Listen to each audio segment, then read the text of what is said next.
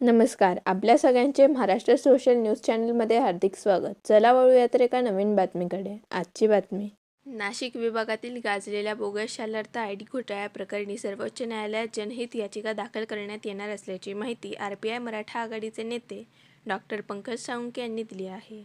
Bogus Shalarth ID धारकांची सेवा समाप्त करून दोषी अधिकारी कर्मचाऱ्यांवर कारवाई करावी तसेच भ्रष्टाचाराची रक्कम वसूल करावी अशी मागणी ते करणार आहेत. दरम्यान नाशिक रोड सत्र न्यायालयाने या प्रकरणातील 15 संशयित आरोपींचे अटकपूर्व जामीन अर्ज फेटाळले आहेत.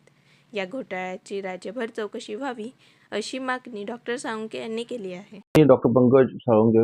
आज आपण येथे जमलेलो आहोत बनावट शालार्थ आयडी प्रकरणाच्या संदर्भात पुढचा पार्ट समजण्यासाठी. तर काल नाशिक रोड सत्र न्यायालयाने 15 लोकांचा 15 जे अटकपूर्व जामीन अर्ज दाखल केलेला होता त्यांचा अर्ज फेटाळलेला आहे.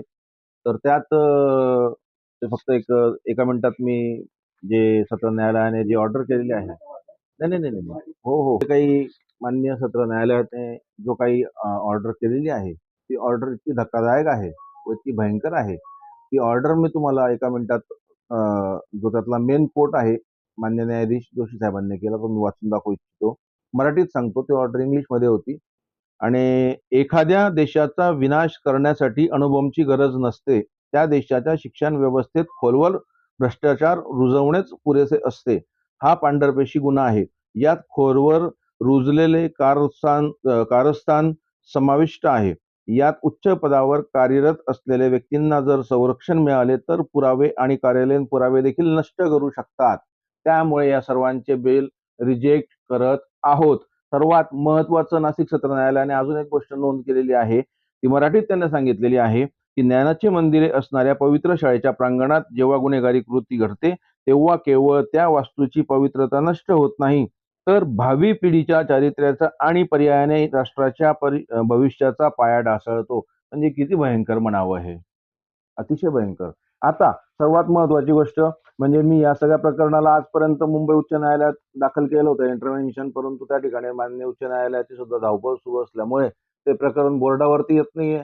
त्यामुळे मला नाईलाजास्तव आता हे सर्व प्रकरण मान्य सर्वोच्च न्यायालय दिल्ली येथे PIL मला फाईल करतो आहे. या PIL मध्ये 2000 जो संदर्भ मी घेणार आहे की 2016 मध्ये पश्चिम बंगाल येथे असाच एक पद्धतीचा जो आता शालार्थ आयडीचा घोटाळा आलेला आहे त्याच पद्धतीचा बनावट शिक्षक भरतीचा घोटाळा 2016 साली घडलेला होता. तर त्यात पश्चिम बंगाल सरकारने पश्चिम बंगाल उच्च न्यायालयाने एक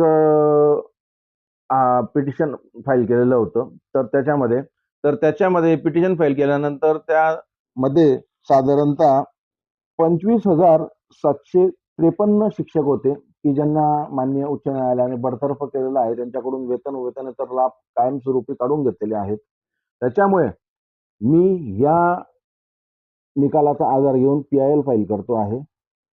त्यानंतर जेवढे शिक्षणाधिकारी आहेत त्यांच्या बाबतीमध्ये सुद्धा आजपासून त्यांनी जितकी ताकद लावायची तितकी ताकद लावावी.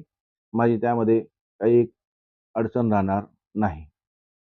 देखील मिळणार नाही. ही पहिली भूमिका आज आपल्या पत्रकार परिषदेची. दुसरी सर्वात महत्वाची भूमिका जी आहे की या प्रकरणाच्या बाबतीत मान्य उच्च न्यायालय मुंबईत येथे सुनावणी सुरू होती. त्या सुनावणीमध्ये 264 रीट याचिका दाखल होत्या.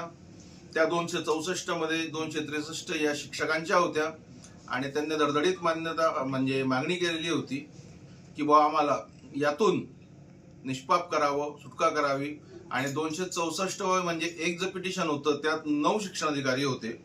या 9 शिक्षणाधिकाऱ्यांनी सुद्धा यांची जी मागणी केलेली होती की तुम्ही आमच्या बाबतीमध्ये तुम्ही चौकशी करा, SIT चौकशी लावा, आम्हाला हरकत नाही, परंतु आमच्यावर असलेले तुम्ही गुन्हे आता जे दाखल केलेले आहेत किंवा जे होणार आहेत ते होऊ नका द्या.